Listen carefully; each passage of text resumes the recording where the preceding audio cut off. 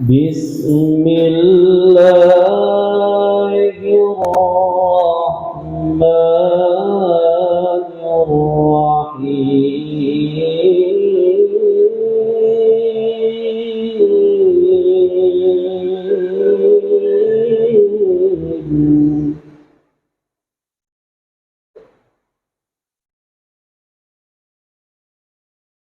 لو أنزلنا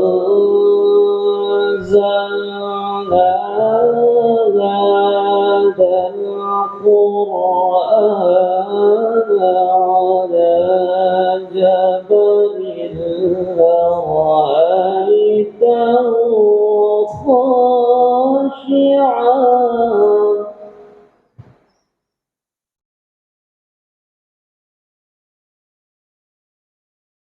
لرأيته خاشعا متصدعا من خشية الله.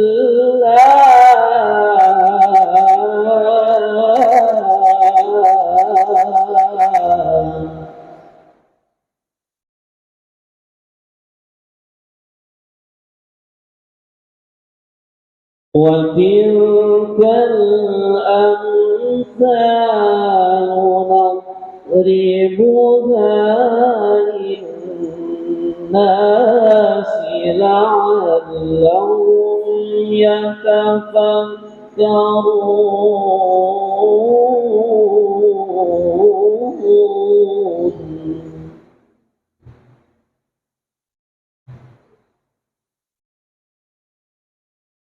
هو الله الذي لا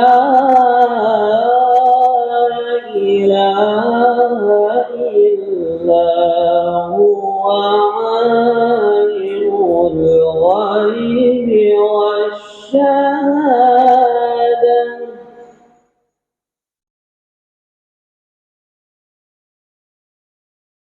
عالم الغيب والشهادة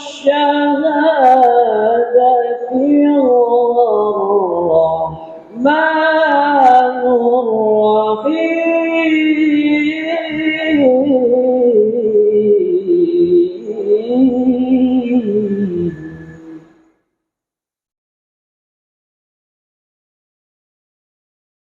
هو الله الذي لا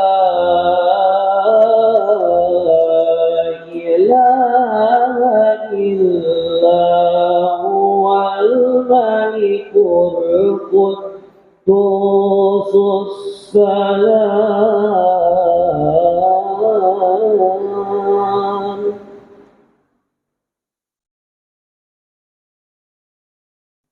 الملك القدوس السلام المؤمن المهيمن العزيز الجبار المتكبر.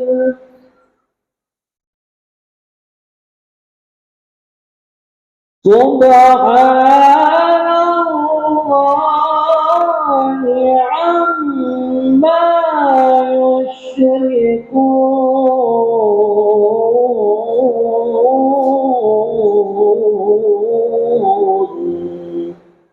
سبحان الله عما يشركون.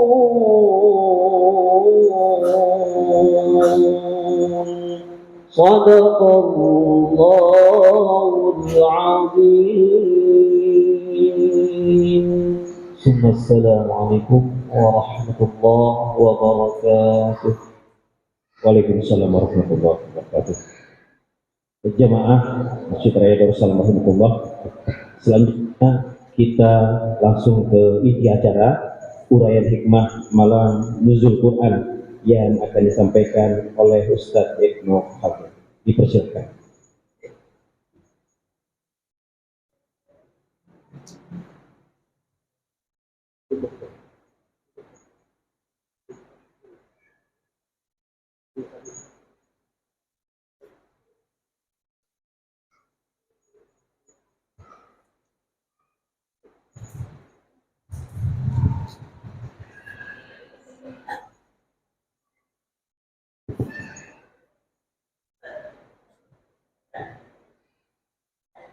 السلام عليكم ورحمة الله وبركاته.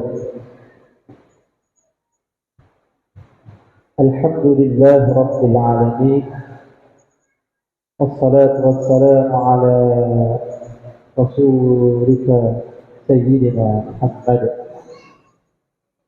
اللهم صل على سيدنا محمد وعلى آله وصحبه وبارك وسلم أجمعين. اللهم صل على سيدنا محمد الفاتح لما أغلق والخاتم لما سبق ناصر الحق بالحق والهادي إلى صراطك المستقيم وعلى آل حق قدره ومقداره العظيم. أما بعد، قال الله تعالى في القرآن الكريم: أعوذ بالله من الشيطان الرجيم، بسم الله الرحمن الرحيم. شهر رمضان الذي أنزل فيه القرآن هدى للناس. شهر رمضان الذي أنزل فيه القرآن هدى للناس وبينات من الهدى والفرقان. وقال النبي محمد صلى الله عليه وآله وسلم في الحديث: خيركم من تعلم القرآن وعلمه. Alhamdulillah, Bapak Ibu yang dirahmati Allah Subhanahu wa taala. Alhamdulillah pada kesempatan yang mulia ini Allah Subhanahu wa taala memberikan kita kenikmatan, memilih kita sebagai hamba-Nya yang pada saat ini kita duduk bersama-sama dengan niat memperingati malam nuzulul Quran, yang dikatakan pada malam tersebut turunnya Al-Quran. Kemudian malam ini juga adalah malam yang dikatakan malam yang mulia. Bahkan dikatakan bahwa apapun segala sesuatu ketika dia disandingkan dengan Al-Quran, maka sesuatu tersebut akan menjadi mulia.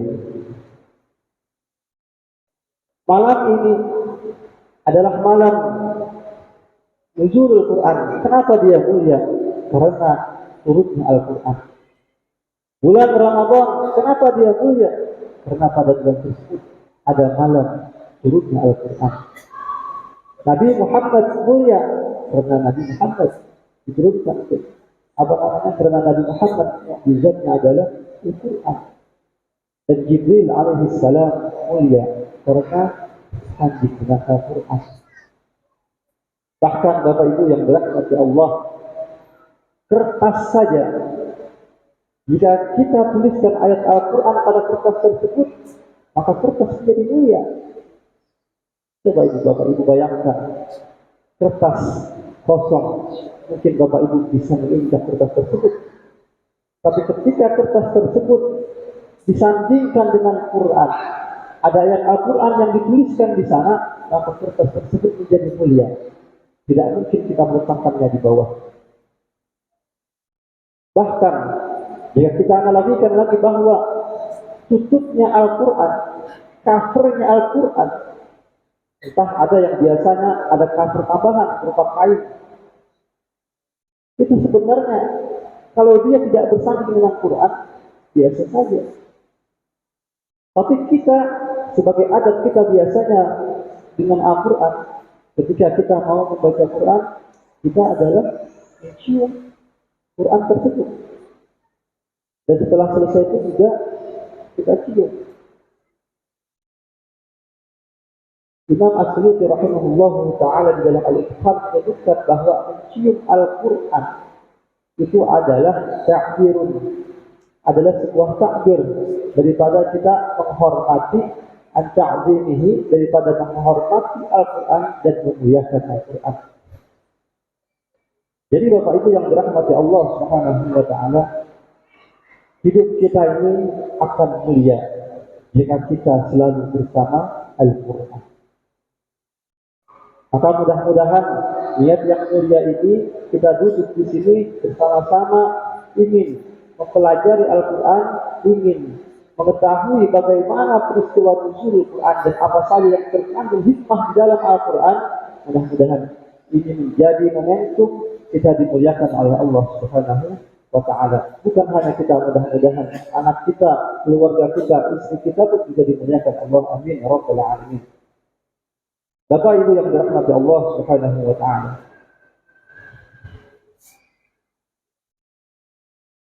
ayat Al-Quran berbunyi bahwa syahrul Ramadan alladzi unzila fihi al-Quran hudan lin-nas wa bayyinatin minal huda wal furqan. Ada dua pada ayat tersebut yang menunjukkan nama daripada Al-Quran, yaitu adalah huda dan furqan. Huda artinya petunjuk dan furqan artinya pembeda. Di dalam terjemah dikatakan furqan adalah pembeda antara haqq dan batil, antara yang benar dan batil. Maka oleh karena itu, Bapak Ibu yang dirahmati Allah, insyaallah kita akan mengkaji, kita akan mengupas bagaimana ayat ini berbicara. Al-Quran yang kita kenal dia sebagai huda, sebagai petunjuk, maka tentunya kita ketika kita bertemu dengan Al-Quran atau kita meyakini Quran itu sebagai petunjuk kita, petunjuk di dalam hidup kita, maka yang harus kita lakukan adalah membaca Al-Quran. Bapak Ibu mungkin pernah naik mobil, pernah naik pesawat, bahkan di pesawat itu ada panduan bagaimana cara memakai pelampung. Itu adalah petunjuk. Coba seandainya Bapak Ibu tidak bisa membaca, bagaimana Bapak Ibu mengetahui petunjuk pemakaian pelampung? Begitu juga Al-Quran, bagaimana Bapak Ibu bisa memahami Al-Quran kalau Bapak Ibu tidak bisa membaca? Al-Quran itu bukan hanya sebuah kata, tetapi dia adalah sesuatu yang merupakan petunjuk yang harus dibaca dan juga dipahami dalam setiap maknanya. Membaca Al-Quran, Bapak Ibu yang dirahmati Allah, sebenarnya itu adalah sebuah kewajiban bagi setiap muslimin dan muslimat. Kenapa dikatakan kewajiban? Karena segala aktivitas ibadah kita pasti bersinggungan dengan Al-Quran, atau setidaknya ada huruf-huruf Al-Quran. Itu bisa kita katakan Al-Quran berbahasa Arab, pasti tidaknya adalah huruf hijaiyah. Pasti kita harus memahami atau harus bisa bagaimana cara membaca Al-Quran, bagaimana cara mengucapkan alif, bagaimana cara mengucapkan ba, bagaimana cara mengucapkan za, kemudian za, harus ada bedanya. Karena Bapak Ibu kalau seandainya tidak bisa membedakan antara ja, za dan za, maka jadinya nanti ketika membaca surah Idza ja'a nasrullahi wal fath salah. Jajah semua kan? Bahkan ada berapa ja di situ. Ini membuktikan Bapak Ibu bahwa mempelajari Al-Quran, mempelajari huruf-huruf yang ada di dalam Al-Quran itu adalah sesuatu yang wajib. Salat Al-Fatihah, ya kan? Kemudian lagi apa? Mau puasa ada niatnya juga, bahasa Arab juga, ada kalimat Allah juga di sana. Bahasa Arab dikatakan lughatul Quran. Maka setidaknya Bapak Ibu yang dirahmati Allah, seandainya kita belum bisa membaca Quran atau belum fasih membaca Quran, maka jangan malu untuk belajar. Karena saya punya sebuah cerita, saya punya seseorang yang dia masa tuanya memang dari awal tidak bisa membaca Quran. Kita ajar dari alif ba sampai ta, alhamdulillah tahun kurang lebih setahun akhirnya dia bisa membaca dan khatam Quran. Kemudian dengan niat, dia niatkan kalau saya bisa membaca Quran maka dia akan berangkat umrah ke keluarga. Alhamdulillah, bismillah ta'ala. Tidak ada malu daripada nanti kita malu di akhirat. Orang siapa yang tidak baca Quran? Ya Allah, orang lagi bagi syafaat Quran, kita nggak bisa. A'udzubillah min dzalik, kita a'udzubillah. Membaca Al-Quran itu hendaklah kita rutinkan di dalam hidup kita, siang ataupun malam. Karena sabda baginda Muhammad sallallahu alaihi wasallam bahwa afdalu ibadati ummati adalah qiraatul Quran. Yang paling afdal ibadah daripada umatku itu adalah membaca Al-Quran. Tentu harus dengan baik dan benar. Baik itu tajwidnya, baik itu makharijul hurufnya.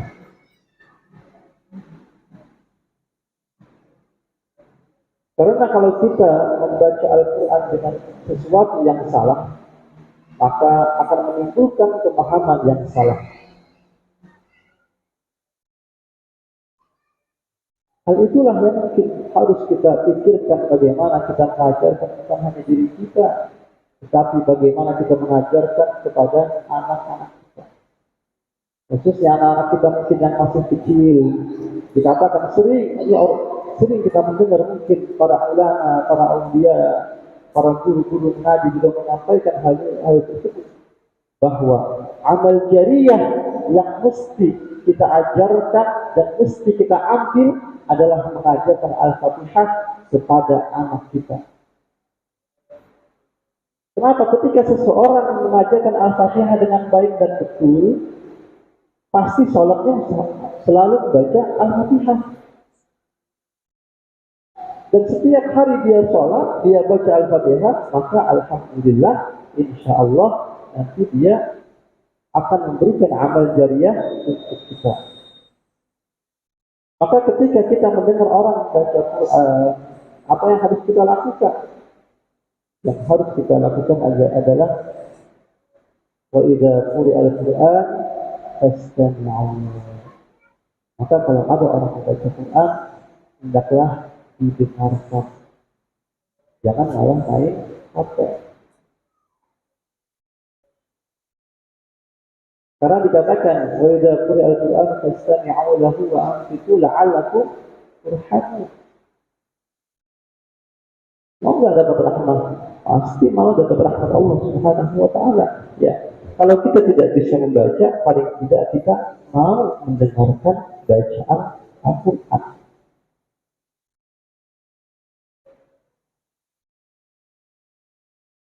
Bahkan di dalam penelitian dikatakan bahwa anak kecil ketika dia masih di dalam kandungan, ketika dibacakan Quran pada masa kandungannya tersebut, maka otaknya, IQ-nya dan lain sebagainya mempengaruhi di dalam pertumbuhannya. Maka bagaimana dengan diri kita? Berarti diri kita, jika kita selalu membaca Quran, walaupun tidak tahu maknanya, pasti akan mempengaruhi di dalam kehidupan kita. Ada sebuah cerita. Ada seorang anak yang bertanya kepada kakeknya, "Wahai kakekku, buat apa aku membaca Quran sementara aku tidak mengerti artinya?" Lalu kata kakeknya, "Baca aja Quran tersebut. Tapi aku tidak mengerti. Begini, bagaimana aku bisa mendapat petunjuk dari Quran sementara aku tidak mengerti maknanya?" Maka kata kakeknya ajak anak tersebut ke pinggir danau, kemudian diambil satu ember yang kotor, atau ember berlubang, kalau bahasa kitanya mungkin tamisang nasinya. Kemudian kata kakeknya, "Wahai cucuku, ambil air di sana. Kemudian kau bawa ke sini." Kemudian pergilah si cucu, dia ambil air tersebut, belum dia sampai lagi sudah habis. Kemudian dia ambil lagi, belum sampai lagi sudah habis. "Wahai kakekku, aku ini mengambil air dari sana ke sini." Ya tentulah kakek tidak akan mungkin sampai kepada kamu karena bolong, ya kan? Namun kata kakeknya, "Wahai cucuku, engkau lihatlah tempat yang tadinya kotor, walaupun dia berlubang, Ketika kamu sering mengambil air kemudian kamu bawa, maka tempat tersebut menjadi bersih. Maka Bapak Ibu yang dirahmati Allah, bacalah Al-Quran, karena Al-Quran itu akan membersihkan hati kita, karena Al-Quran akan menghidupkan hati kita yang mungkin sedang dalam keadaan mati. Bapak Ibu yang dirahmati Allah Subhanahu wa taala. Di dalam Al-Quran juga berbunyi bahwa innamal mu'minuna alladzina idza dzukirallahu wajilat qulubuhum wa idza tuliyat 'alaihim ayatuhu zadatuhum imanan. Orang-orang beriman adalah apabila seseorang tersebut disebutkan nama Allah, artinya bergetar. Bergetarlah dia, Allah. Bergetar aja berdoa. Dikatakan dalam tafsir yang dimaksudkan dengan bergetar di sini adalah khaufun minallah. Dia bertambah takut pada Allah Subhanahu wa taala. Wa idza tuliyat 'alaihim ayat zadatuhum iman. Dan bertambah keimanannya. Apa korelasi daripada ayat ini? Hal ini membuktikan bahwa innamal mu'minuna, sesungguhnya orang-orang beriman. Orang yang memiliki iman, apabila disebutkan nama Allah, maka hatinya bergetar. Jika seandainya saat ini kita disebutkan nama Allah, hati kita tidak bergetar, atau ketika dibacakan ayat Al-Quran, iman kita tidak bertambah, berarti ada yang salah di dalam iman kita. Apa contohnya? Mungkin hati kita rusak. Contohnya bisa kita ambil bahwa semua orang saat ini memiliki HP, betul kan? HP. Saat semua orang memiliki HP, sinyal masuk, kemudian satu HP saja misalkan tidak mendapat sinyal tersebut, kira-kira yang rusak siapa? HP-nya kan, bukan sinyalnya. Ini punya HP semua nih. Anggaplah ini diri kita, manusia kan. Kemudian ada kartu. Kartunya anggaplah kita analogikan dia sebuah keimanan seseorang. Ketika kartu ini walaupun dia diletakkan di HP, tetapi dia tidak bisa menyambut HP, menyambut sinyal tersebut, berarti ada masalah dengan HP tersebut, berarti ada masalah dengan manusianya. Bisa jadi memang manusianya rusak, atau bisa jadi nggak ada imannya, atau bisa jadi imannya atau kartunya bermasalah. Beda halnya ketika misalkan HP-nya ini semua orang tidak ada yang menerima, berarti memang sinyalnya yang bermasalah. Tapi semua orang menerima sinyal, sementara beberapa orang saja yang tidak, berarti itu adalah iman seseorang tersebut atau sinyal orang tersebut atau kartu yang memiliki masalah. Makanya Bapak Ibu yang dirahmati Allah Subhanahu wa taala, ketika kita mendengar Quran, dengarkanlah dengan bersama, hayatilah maknanya dan resapilah maknanya, maka itu insya Allah akan membuat hati kita pun menjadi tenang. Baginda Muhammad sallallahu alaihi wasallam pernah memanggil sahabat beliau Abdullah bin Mas'ud. Dipanggil oleh Rasulullah, "Ya Abdullah bin Mas'ud, bacakanlah kepadaku ayat Al-Quran." Kata Abdullah, "Aku malu wahai Rasulullah, karena engkau lebih tahu bagaimana bacaannya." Kata Rasulullah, "Bacakan ya Abdullah." Dibacakan. Maka ketika Abdullah bin Mas'ud membacakan, tak sengaja entah Rasulullah tak merasa bahwa beliau meneteskan air mata. Maka dikatakan oleh Rasulullah, kalau engkau ingin mengetahui bagaimana bacaan Quran yang betul, maka perdengarkanlah atau ikutlah bacaan Abdullah bin Mas'ud. Bagaimana bacaan yang betul? Ketika ayat perang kita membacanya dengan tegas, kemudian ayat rahmah kita membacanya dengan kasih sayang atau dengan lembut. Maka di dalam hadis disebutkan bahwa apa namanya? Zuyyinal Qur'an bi aswatikum.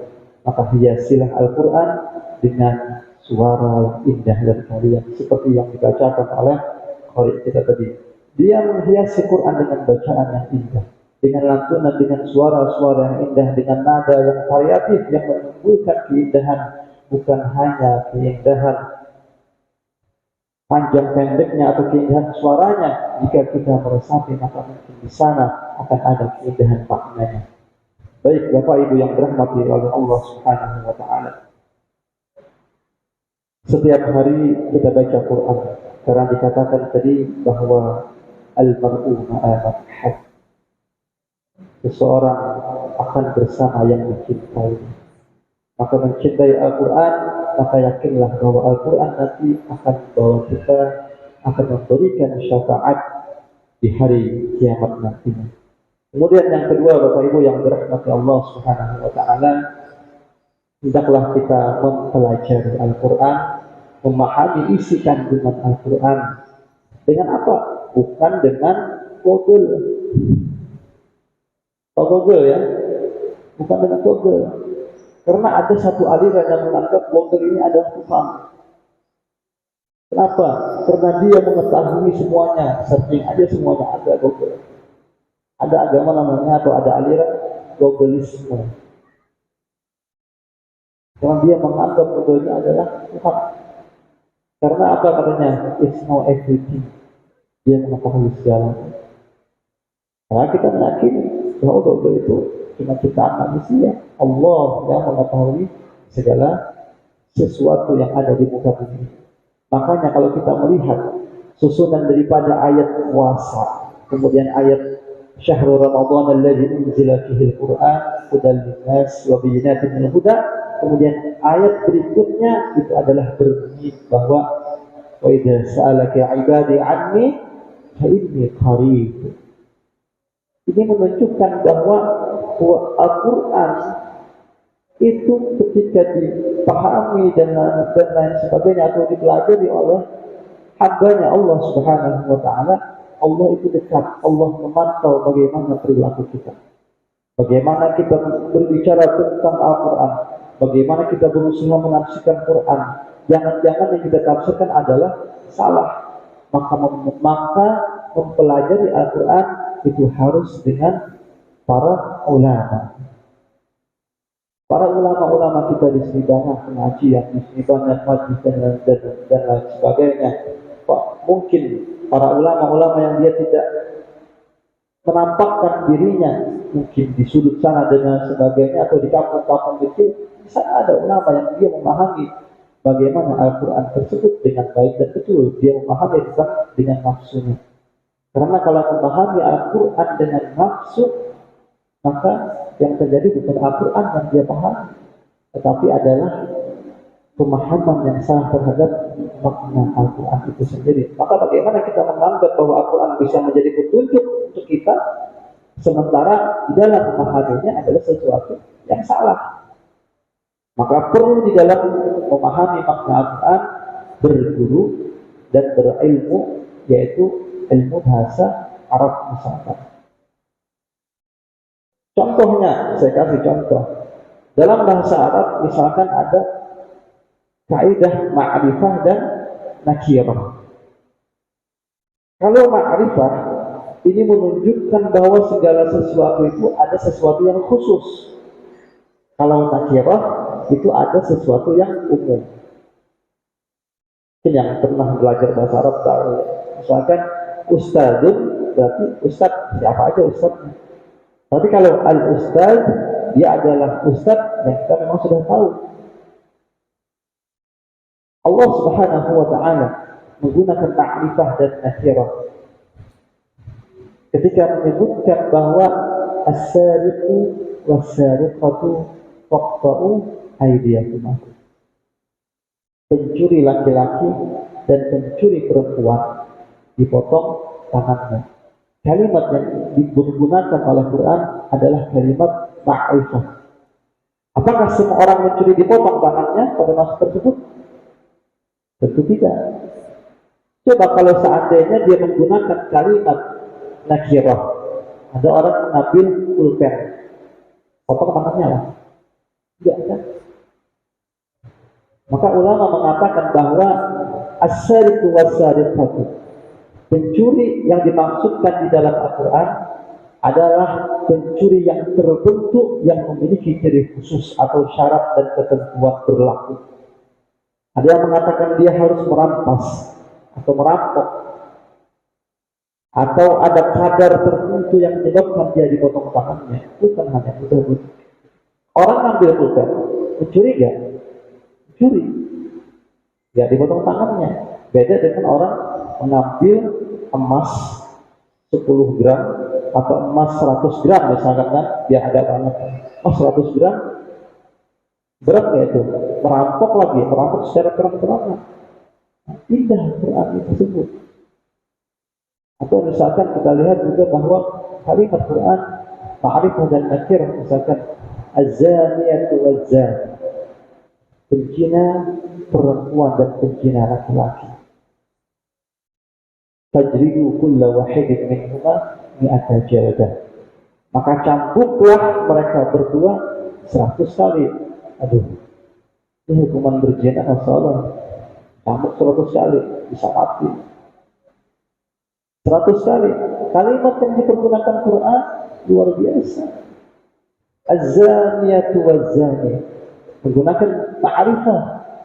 Artinya bukan semua penzina yang dicambuk. Karena ketika laki-laki sudah memiliki istri atau perempuan memiliki suami kemudian dia berzina, maka harus dirajam, bukan hanya dicambuk. Nah, ini kalau diterapkan ini, para pelakor, para pebinor perselingkuhan yang terjadi ini kelar semua, ya kan? Maka ya Allah, dari zaman sekarang ini ya Allah, kita melihat status Instagram dan lain sebagainya banyak, ya Allah, ya Allah. Akibat apa? Akibat apa namanya? HP. Dan HP ini akibatnya apa? Jempol jari ya, ibu jari. Scroll, ya kan? Bisa menjadi sesuatu yang mendatangkan mudarat. Kita kembali kepada indahnya susunan ayat Al-Quran. Bahkan salah satu keindahan Al-Quran, kita memahami makna Al-Quran. Kita coba mengkaji bahwa Al-Quran ini sangat indah. Ketika Allah mengatakan, Man amana billahi wal yawmil akhir, berimanlah barang siapa yang beriman kepada Allah dan beriman kepada hari kiamat. Allah mungkin menunjukkan bahwa manusia ketika dia beriman dengan Allah, ketika dia melakukan perbuatan apapun di muka bumi ini, dia tahu bahwa semua yang dia lakukan diawasi oleh Allah. Kemudian dia beriman dengan hari kiamat, dia tahu apa yang dia lakukan akan mendapat balasan dari Allah. Makanya menghadiri majlis tafsir atau majlis Quran, baik itu membaca dan mengkaji Al-Quran, syukur-syukur kita bisa mengamalkannya, itu adalah sesuatu yang sangat-sangat dianjurkan. Yakin nggak kita Al-Quran sebagai petunjuk? Harus yakin. Kemudian kita sambung lagi, insyaallah beberapa menit lagi, kita sambung lagi bahwa Al-Quran itu namanya lainnya adalah tadi hudan, yang kedua adalah Furqan. Furqan artinya pembeda. Harus ada beda antara orang yang sering membaca Quran dengan orang yang tidak bisa, atau orang jarang membaca Quran, atau bahkan tidak pernah membaca Quran. Harus beda. Apa yang beda? Lakuannya harus beda, akhlaknya juga harus beda, sifatnya juga harus beda. Kalau seandainya orang yang tidak biasa membaca Quran dia pemarah, maka orang yang biasa membaca Quran jangan pemarah. Kalau seandainya orang yang jarang baca Quran, sholatnya cuma di rumah, ya kan? Tidak jamaah lagi, maka orang yang sering membaca Quran, maka dia harus beda dengan mereka. Dia harus sering datang ke masjid dan dia harus sering berjamaah. Beda. Atau bahkan jika seandainya orang tidak sering membaca Quran, dia sering pegang HP, maka orang yang sering membaca Quran, dia selalu pegang Quran kemanapun dia berada. Orang yang tidak sering baca Quran, ada waktu luang buka Instagram. Orang yang membadakan, orang yang berinteraksi dengan Quran, bedanya adalah dia selalu membaca Quran kapanpun dan dimanapun. Harus ada beda, jangan sampai kita sama. Atau lagi misalkan di ruang kerja, misalkan ada orang yang biasa baca Quran dengan orang yang tidak biasa baca Quran, maka orang yang sering baca Quran ini harus menjadi contoh atau berperilaku amanah. Jangan sampai dia sama kelakuannya dengan orang yang jarang membaca Al-Quran. Ini yang harus kita terapkan. Tentu jangan sampai pakaian kita juga sama, misalnya sama antara orang yang sering sholat, orang yang sering baca Quran dengan orang yang tidak sholat, orang yang Quran sama. Maka ada harus bedanya. Karena kita harus tahu mana yang hak, mana yang batil. Bahkan orang-orang yang sering membaca Quran itu sangat dianjurkan untuk misalkan datang lebih awal ke masjid. Kalau datang ketika azan itu biasa. Azan Allahu Akbar, Allahu Akbar, ada datang kan itu biasa. Tapi belum azan 5 menit lagi misalkan datang sudah ke masjid, itu yang luar biasa. Beda, harus ada bedanya. Maka Bapak Ibu yang dirahmati oleh Allah Subhanahu wa taala, jangan sampai kita meyakini Al-Quran sebagai petunjuk dan kita meyakini Al-Quran bisa membawa kita ke surganya Allah, tetapi kita tidak ada bedanya dengan orang yang tidak mempelajari Al-Quran. Na'udzubillah min dzalik, na'udzubillah. Bahkan dalam hadis juga disebutkan bahwa la hasada illa fisnatain, janganlah engkau iri kepada 2 perkara. Rajulun atahu Allahul Qur'an, seseorang yang didatangkan kepadanya Quran, wa huwa yaqumu bihi ana al-laili wa ana an-nahar, dan dia mendirikan Al-Quran siang dan malam. Dia membaca Al-Quran siang malam, dia mengkaji Al-Quran siang dan malam, atau dia menghafal Al-Quran siang dan malam. Maka kita boleh iri dengan hal tersebut. Bagaimana kita bisa seperti mereka? Kalau seandainya kita tidak bisa, setidaknya kita berdoa, mudah-mudahan salah satu dari keluarga kita seperti mereka. Amin. Mudah-mudahan anak atau kerabat kita seperti mereka. Amin ya rabbal alamin. Dan yang kedua disebutkan bahwa rajulun, seseorang yang didatangkan kepadanya malan, rajulun atahu Allahu malan, orang yang diberikan kepadanya harta, banyakkah sedikitkah? Kan hadisnya indah, orang yang diberikan kepadanya harta. Tidak ada hadis tersebut orang yang diberikan kepadanya harta yang banyak. Wa huwa yunfiquhu ana alayhi wa ana anam, dia menafkahkannya siang dan malam. Maka Bapak Ibu yang dirahmati Allah Subhanahu wa taala, indah hadis tersebut. Dia menceritakan bagaimana Al-Quran, dia mulai bagaimana Al-Quran, orang tersebut sering membaca Al-Quran, mengkaji Al-Quran dan lain sebagainya. Kemudian karena dia sering membaca Quran, disampaikan lagi bahwa dia sering atau seseorang tersebut sering menafkahkan hartanya. Hadisnya tidak ada malan katsira, cuma rajulun atahu Allahu malan, banyakkah sedikitkah? Dia kasihkan kepada sesuatu, ya jadi amal syariah. Misalkan dikasihkan ke sumbangan di belakang sini, ya alhamdulillah mudah-mudahan menjadi amal syariah. Kita tidur walaupun kita tidak ada lagi, maka semuanya insya Allah akan menjadi amal jariah untuk kita kelak. Bapak Ibu yang dirahmati Allah Subhanahu wa taala, membaca Quran khususnya di bulan Ramadan, marilah kita tingkatkan. Setidaknya di luar bulan Ramadan pun kita tetap terus membaca Quran. Jangan sampai yang kita baca cuma koran nggak ada lagi ya, digital misalkan. Berarti kita juga harus membiasakan membaca Quran. Paling tidak misalkan satu halaman atau satu lembar setiap selesai, paling cuma 5 menit. Apalagi misalkan kita bisa meluangkan waktu ya. Meluangkan waktu memang kita sediakan untuk membaca Quran. Itu insya Allah kita amalkan dan yakinlah insya Allah hidup kita akan berkah. Karena kebaikan dan amal saleh yang kita lakukan, baik itu daripada sedekah ataupun mengkaji Quran, membaca Quran dan sebagainya yang berhubungan dengan Quran, maka yakinlah bahwa Allah Subhanahu wa taala akan membalas amal tersebut. Amal tersebut akan dibalas oleh Allah Subhanahu wa taala. Karena dikatakan bahwa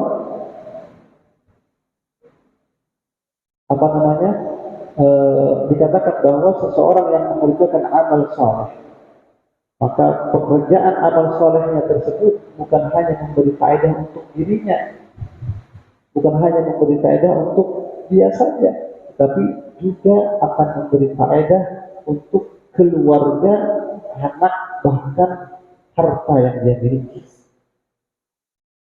Sering saya menyampaikan cerita ini. Kenapa saya senang dengan cerita ini? Karena cerita ini adalah memotivasi kita.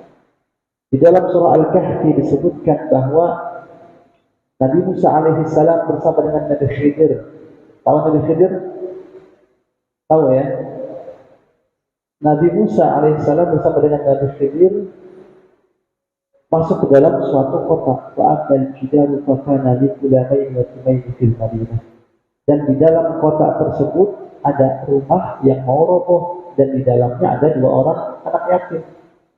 Kata Nabi Musa, Nabi Khidir ini pertama-tama ketika melihat kapal bagus di sungai dihancurkan, ya kan?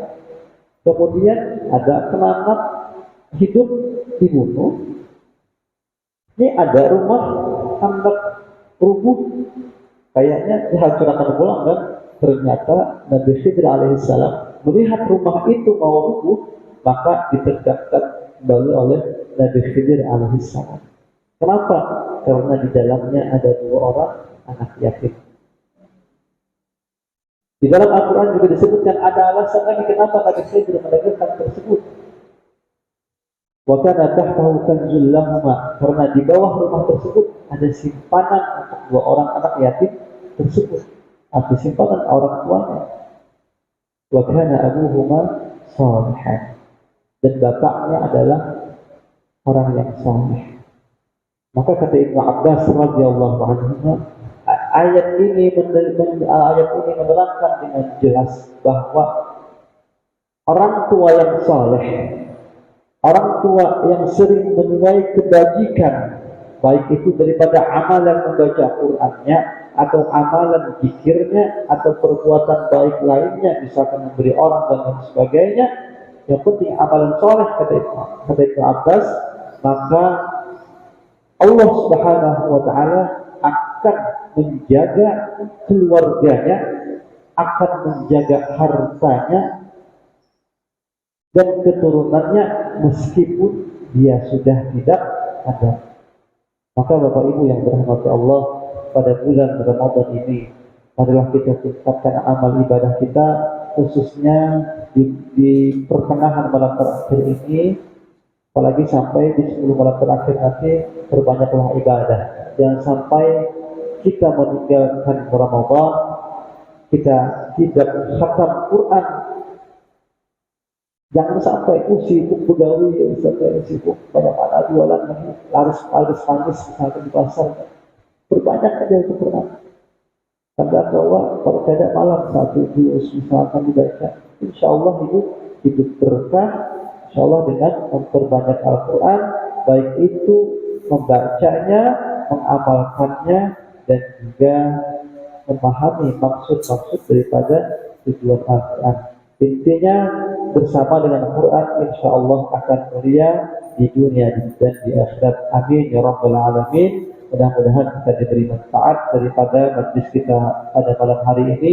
Mudah-mudahan apa yang saya sampaikan itu adalah sebuah kebenaran dan hak, dan mudah-mudahan Allah Subhanahu wa taala mencatat amal ibadah kita dan membuat kita dekat dengan Quran, dan nantinya di hari kiamat Allah Subhanahu wa taala memberikan syafaat Quran kepada kita. Amin ya rabbal alamin. Allahul hadi ila siratal mustaqim. Allahul muwaffiq ila aqwamit thoriq. Assalamualaikum warahmatullahi wabarakatuh. Bismillahirrahmanirrahim. Alhamdulillahi rabbil alamin wassalatu wassalamu ala asyrafil anbiya'i wal mursalin sayyidina wa maulana Muhammad wa ala alihi wa sahbihi wa barik wa sallim ajma'in. اللهم اغفر لنا ذنوبنا ولوالدينا ولمشايخنا ولمعلمنا ولأجدادنا ولجداتنا وأخواتنا وأخواتنا وأقرباتنا وجيراننا وجميع المؤمنين والمؤمنات والمسلمين والمسلمات الأحياء والأموات. اللهم ارحمنا بالقرآن العظيم واجعله لنا إماما ونورا وهدى ورحمة. اللهم ذكرنا مما نسينا وعلمنا مما جهلنا وارزقنا تلاوته آناء الليل وأطراف النهار.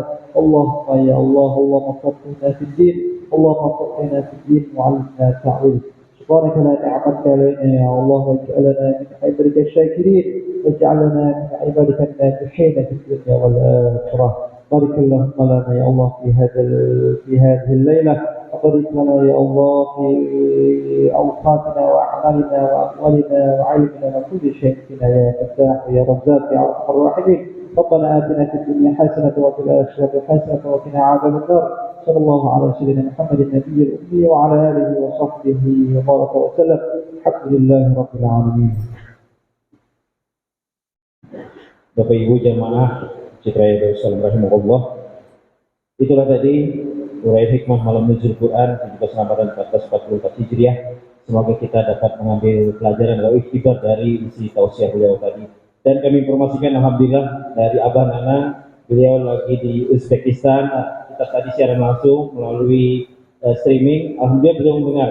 Jadi kami tadi coba untuk mendengarkan Radio Darussalam, alhamdulillah mungkin sudah di negara manapun bisa didengar. Jadi ceramah beliau tadi hari ini didengar Abah Nanang di Uzbekistan, alhamdulillah. Baik, Bapak Ibu jemaah sekalian, dengan berakhirnya pembacaan doa tadi, berakhir pula acara uraian hikmah malam nuzul Quran juga selama 1440 Hijriah. Semoga kita dapat mengambil pelajaran, dan kami akhiri dengan membaca hamdalah alhamdulillahirabbil alamin. Silakan kepada jamaah yang ingin silaturahmi kepada Ustaz Ibnu Fadil. Allah ya Nabi salam alaikum.